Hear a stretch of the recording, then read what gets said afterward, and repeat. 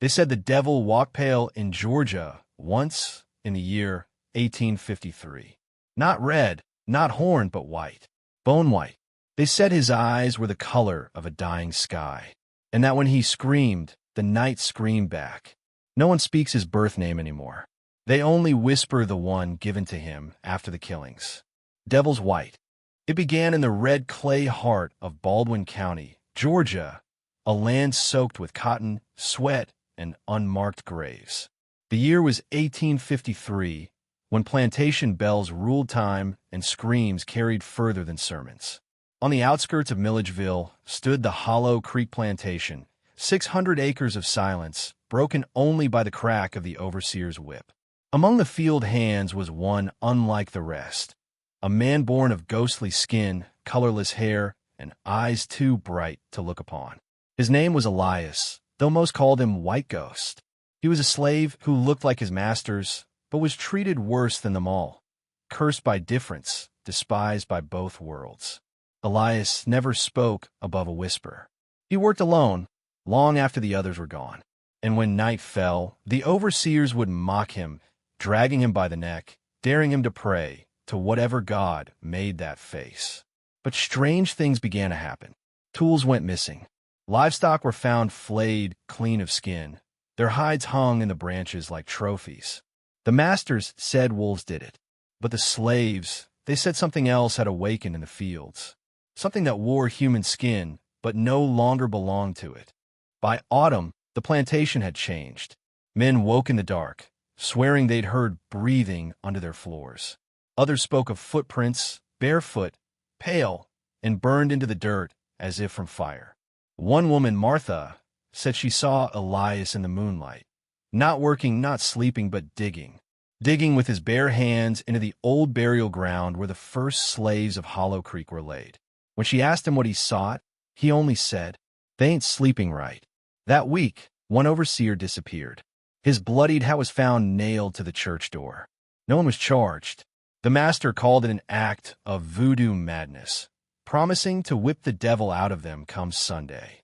But the preacher refused to enter the chapel. He said the cross had fallen 3 times in the night. He said the Lord's house no longer welcomed light. Somewhere deep in the fields, Elias kept digging. There was a belief then, old as the soil, that those born without color carried both heaven and hell inside them.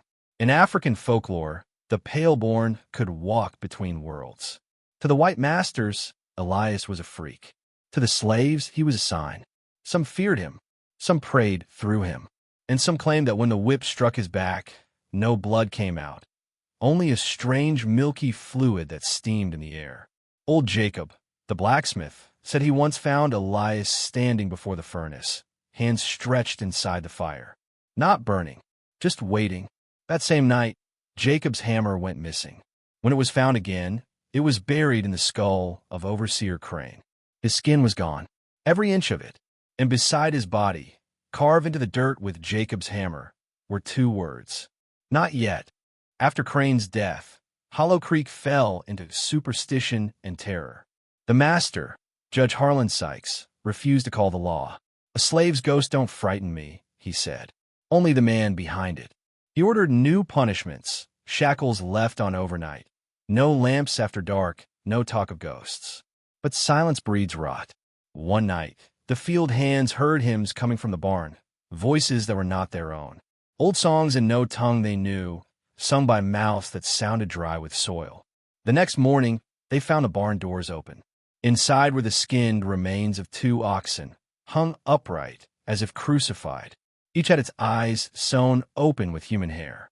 The slaves began calling the place the Hollow Church. They said Elias prayed there, not to God, but to something older, something buried beneath Hollow Creek itself. Winter came early that year. The air grew heavy, the earth hard and unwilling to bury more bodies. During Sunday service, as the preacher read Psalm 13, "How long wilt thou forget me, O Lord?" a scream split the chapel. The candles went out. When light returned, the preacher's Bible was gone, replaced by something slick, pale, and wet.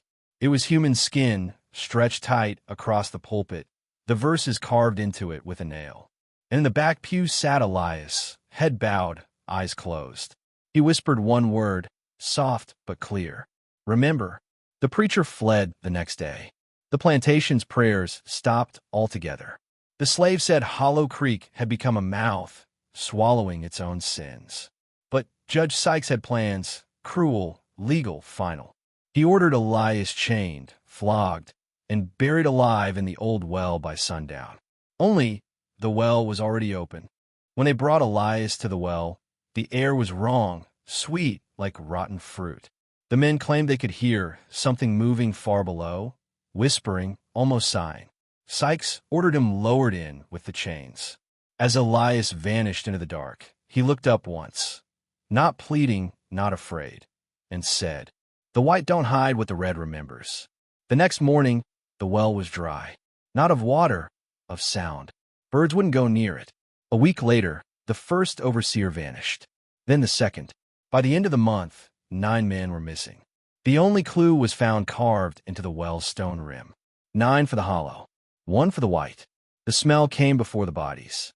A sweet, buzzing rot that hung in the fog like a sermon too long spoken. They found the first overseer nailed to the corn silo. No eyes, no skin, every vein and muscle left intact, shimmering like glass under the moon. Then came the second, spread across the sugar press. The third hung upside down in the chapel, his tongue replaced with a piece of bark carved into a cross. The judge tried to call the militia, but no one came. Word had spread. Hollow Creek was cursed, and, on the 7th night, the slaves woke to see the fields moving. The cotton itself seemed to breathe, rising and falling like a great lung beneath the fog. Someone whispered, "He's still digging." The surviving slaves began calling him not Elias, not ghost, but devil's white. They said his skin was no longer skin. It glowed faintly like the moon over grave dirt. Some swore he had no mouth anymore, that he spoke through the air, through the blood of those who'd whipped him. One child, a mute girl named Abigail, was found near the well days later, whispering things she could not have known. The overseers' names, their deaths, even their screams. When asked who told her, she pointed at the fields and said, "The white man in the dirt. He says the skin ain't his no more." Judge Sykes ordered the plantation torched. If there was a devil among them, he would burn. But as the flames spread, they turned cold, blue and slow, like frost. And in the firelight, figures walked, skinless, wordless, carrying pieces of themselves like offerings. When dawn came, the judge's mansion stood untouched. Inside, they found him at his desk, eyes open, smiling faintly, his skin folded neatly on the chair behind him. And written on the wall, in his own blood, were 4 words. The white remembers red. After the fire, Hollow Creek stood silent, a graveyard of cotton and ash. The nearby town of Milledgeville refused to send men to investigate. They said the air around the plantation shimmered like heat, even in winter. Weeks passed. Then a wagon rolled into town, driverless. Inside were 9 skinless bodies, stacked neatly, bound with thread made from human hair. Their faces were missing, but one skull, smooth, unbroken, bore strange carvings, spirals and letters that no man could read. A local doctor named Ephraim Coyle studied them. He said the symbols resembled something older than writing, markings found on slave ships, carved into the undersides of boards where only the chain could see. The town buried the remains outside the cemetery walls. The next morning, the graves were empty. Only the dirt remained, packed flat as if no one had ever been there. Milledgeville closed its doors. Hollow Creek was left to rot. But sometimes when the fog rose from the fields, people said they could hear the sound of flaying, slow, careful, like a tailor working late into the night. Ephraim Coyle did not forget. He began collecting stories, letters, and scraps from travelers who had passed through the old slave routes. He discovered mention of a Southern Brotherhood, a secret circle of judges, preachers, and landowners who called themselves the Society of the Skin. Their creed was simple. Guilt may rot the flesh, but flesh can be replaced. Coyle's notes described rituals where white men would wear the skin of their slaves to absorb their suffering, believing it made them closer to God. Elias, the albino slave, was supposedly chosen as a vessel for both halves, white and black, purity and sin, heaven and hell. But something went wrong. Elias didn't become their vessel. He became their mirror. In him, they saw everything they'd buried, the pain, the cruelty, the inheritance of rot. And when they tried to destroy him, the well they threw him into didn't swallow him. It birthed him back. Section 12. Letters from the judge's house. Months later, Coyle found letters hidden in the ruins of Judge Sykes' home. They were written in the judge's hand, but signed in another name, E.H. The letters spoke of the hollow, described as a consciousness beneath the soil, an ancient guilt that fed on human suffering. Sykes wrote that Elias's blood had opened the hollow's mouth. One letter ended with a chilling line. The more we flay, the louder it speaks.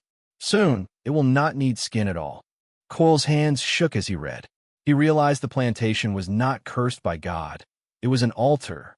The field rows were drawn like ribs, the well a throat, the mansion its skull. Hollow Creek was built as a body, and Elias had awakened it.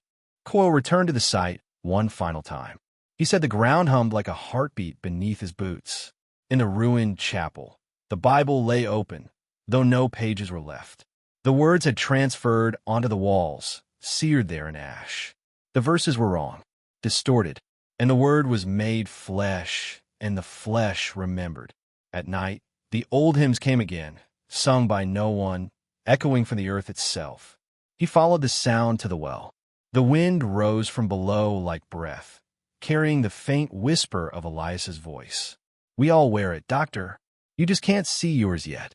Section 14. The Ninth Overseer. 3 years later, the last overseer, a man named Joseph Kettler, was found wandering the outskirts of Milledgeville, naked, delirious, covered in scars that didn't belong to him. He claimed Elias had visited him in his dreams every night, demanding back what was taken. Kettler said he woke each morning with less of his own skin, as if something invisible was peeling it away. When they found him, he was still alive, but his body was covered in someone else's hide. It fit him too perfectly. Before dying, he said, "He's not the devil. He's what we made in the devil's image." Coyle compiled everything into a hidden journal, known only in fragments today as the Blood Ledger of Milledgeville. In it, he theorized that Elias's resurrection wasn't supernatural. It was psychological. The plantation's collective guilt, fear, and cruelty had manifested into a sentient form. Elias became the skin of their sin. But he also noted something stranger. In every account, Elias's eyes changed color, from gray to red, then finally black. As though he were absorbing the memory of pain itself, Coyle wrote. The last page ends abruptly. It wears us now. By 1863, the Civil War raged. Soldiers marching through Georgia avoided the Hollow Creek region entirely. Maps began showing a white void where the plantation once stood, as if even cartographers refused to name it. But letters from Union soldiers tell of camps near Milledgeville where entire regiments vanished overnight. In their tents, investigators found nothing but skins, hollow, unbroken, laid out in perfect rows. One surviving soldier wrote, "We burned them, but they didn't burn. They folded in the flame and crawled away like cloth alive." Rumors spread of a pale figure walking through the smoke of battlefields, whispering in both Union and Confederate ears. Who wears the guilt now? After the war, a new church was built near the ruins, the first Reformed chapel of Hollow Creek. The preacher claimed the site was redeemed, but his sermons grew darker. He spoke not of salvation, but of cleansing, of flaying away the soul's corruption. Parishioners began wearing white veils, then white robes, then white hoods. Coyle's journal reappeared in 1871, seized by federal agents investigating ritualized killings tied to the church. Every member had carved the same symbol into their flesh, the spiral from the well. The church was burned to the ground, but as one marshal wrote in his report, the smoke smelled not of wood, but of skin. By 1901, Hollow Creek was a ghost parish. Yet travelers swore they saw something moving in the fog, a shape that shimmered white, as if lit from beneath. Railway workers laying track through Baldwin County found human pelts nailed to oak trees, each stretched into the form of a man praying. Old folks in Milledgeville warned their children never to say the word white after dark. It was said to summon the sound of chains dragging through the soil, followed by breathing, slow, patient, deliberate. And if you listen long enough, a voice whispered, "Ugh." In 1937, during the WPA Folklore Project, an interviewer recorded a former slave named Naomi Hargrove, age 102. She spoke of Hollow Creek as if it still breathed. When asked if she remembered the albino man, she said, "He ain't dead, just folded himself inside the white folks' memory. That's why they can't sleep right to this day." The interviewer laughed. Naomi didn't. She just whispered, "He's still digging, baby, still digging for his skin." The recording cut off after that, but at the end of the reel, faint under the static, a man's voice can be heard humming an old hymn. It matches the rhythm of chains. Section 20. The Final Memory. In 1953, exactly 100 years after the first killings, a sinkhole opened near the ruins of Hollow Creek. Inside were 9 skeletons, and one body perfectly preserved. Skin pale, eyes closed, teeth showing a faint smile. The coroner described it as fresh, though it had no heartbeat. On its chest, carved with surgical precision, were the words, "Guilt wears white." The remains were sent to the University of Georgia for study. The lead researcher, Dr. James Firth, vanished 2 weeks later. His assistant found his skin draped across his desk, every pore intact, every hair in place. On the wall behind it, written in something white and oily, were the last words of the devil's white legend. "The flesh does not forget.